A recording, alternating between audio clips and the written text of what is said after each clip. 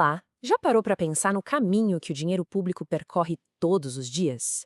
Hoje a gente vai seguir essa trilha. É uma jornada que tem de tudo: regras que deveriam ser claras, gastos que, olha, levantam muitas dúvidas, falhas bem graves no sistema e, felizmente, algumas saídas que mostram que dá para fazer o bem social. Essa é a pergunta de 1 milhão, né? Para tentar responder, vamos mergulhar em alguns casos bem reais que aconteceram no mesmo dia no Brasil.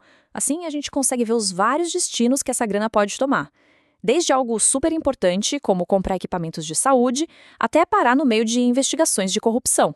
Então, a nossa rota hoje vai ter 5 paradas. A gente começa entendendo as regras do jogo. Depois, passa por aqueles gastos meio esquisitos que deixam a gente com uma pulga atrás da orelha. Em seguida, vemos o que acontece quando o sistema falha de vez. Aí a gente acompanha quem entra em campo para fiscalizar e, para fechar, um exemplo de como as coisas podem dar certo. Ok, vamos lá. Para a gente entender onde o bicho pega, primeiro a gente precisa sacar como as coisas deveriam funcionar no mundo ideal, certo? E a base de tudo são duas palavrinhas mágicas: transparência e competição. Esse aqui é o roteiro padrão, o jeito certo de fazer. A prefeitura diz: olha, preciso disso, e aí várias empresas aparecem para competir, oferecendo os melhores equipamentos pelo melhor preço. É um processo aberto, sabe? Feito justamente para garantir que o dinheiro público seja bem usado em algo essencial, como a saúde. E aqui está o pulo do gato. A licitação não é só burocracia, não. Ela é o principal mecanismo para proteger a nossa grana. Ela força a concorrência, a transparência e, com isso, tenta evitar o famoso jeitinho ou o favorecimento de amigos, buscando sempre o melhor para a sociedade. E olha que interessante, as regras do jogo estão evoluindo. Não é mais só sobre seguir um passo a passo na hora de comprar. Normas como essa mostram que a coisa está ficando mais séria, mais profissional. A ideia é ter uma gestão proativa, onde as empresas e o governo criam sistemas internos para evitar problemas antes que eles aconteçam. Esse ciclo ilustra perfeitamente essa nova mentalidade. É o planejar, executar, verificar e agir. Ele transforma a obrigação de estar em dia com as regras numa coisa viva, dinâmica, que não para. É quase como um sistema imunológico de gestão, para garantir integridade de dentro para fora. Bom, essa foi a teoria. Agora, a prática, a coisa começa a ficar mais turva. Nem todo gasto que a gente acha estranho é ilegal. Muitos vivem numa área cinzenta, sabe? E levantam perguntas sobre quais são as prioridades, se existem privilégios e, principalmente, sobre o bom senso no uso do dinheiro de todo mundo. Pensa nesse número por um instante. R$ 1.600.000. É o custo por ano para manter salas de espera exclusivas para os membros dos tribunais superiores lá no aeroporto de Brasília. E aqui a gente vê o embate. De um lado, os tribunais. Do outro, o Tribunal de Contas da União, o TCU, que é o grande fiscal das contas do governo, batendo na porta e pedindo explicações. A discussão não é nem se o contrato é legal, mas sim sobre o princípio. É razoável usar dinheiro público para esse tipo de benefício exclusivo? Isso não seria um luxo? Agora, vamos para Belo Horizonte. Outro caso que gera dúvidas, mas por um motivo diferente. A questão aqui não é o que foi comprado, e sim o como foi comprado.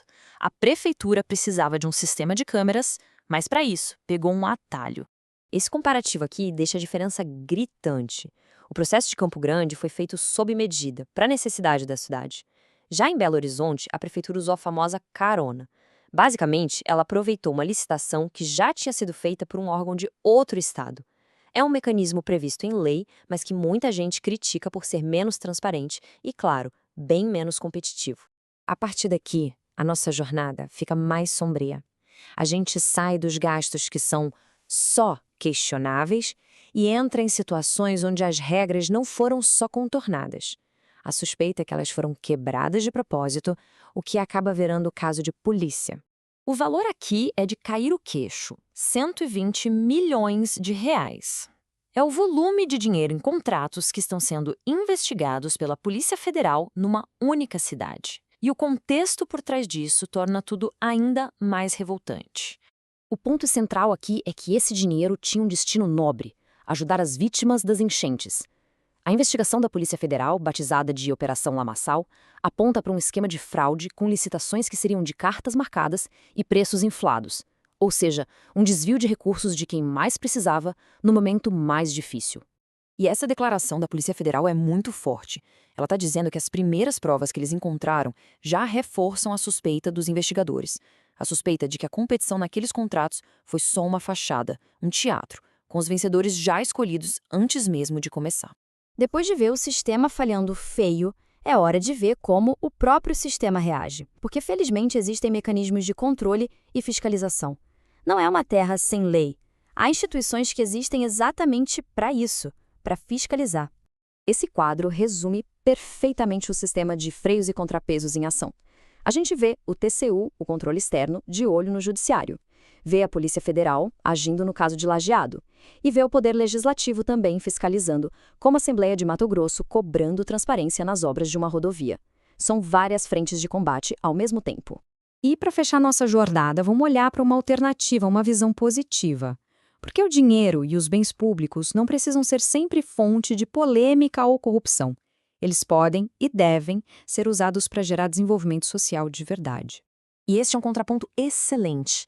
O Programa Imóvel da Gente pega propriedades do governo federal que estão paradas, sem uso, prédios, terrenos, e em vez de deixar aquilo virar ruína, transfere para os municípios usarem em projetos para a população. E olha só os resultados práticos disso em Alagoas. Um mercado que atende milhares de pessoas por dia vai ser revitalizado. Cidades pequenas vão ganhar novas prefeituras.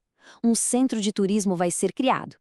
Isso a transformar o que era um problema, um imóvel parado dando despesa, em uma solução que gera emprego, renda e melhora a vida das pessoas. E essa é a grande virada de chave. Um patrimônio que estava só gerando custo de manutenção, agora se torna a semente para o progresso local. É um jeito inteligente e socialmente justo de cuidar do que é de todo mundo. Essa frase do ministério que toca o programa resume bem o espírito da coisa. O objetivo final é usar o que o Estado já tem para dar um empurrão no desenvolvimento e melhorar de forma direta a qualidade de vida da população na ponta.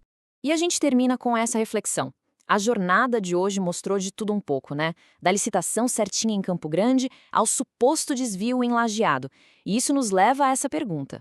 Para que o dinheiro público seja bem usado, o que a gente precisa primeiro? De sistemas de transparência cada vez mais rígidos que forcem a honestidade ou de uma cultura de confiança e integridade em quem está no poder? Fica aí a pergunta para a gente pensar.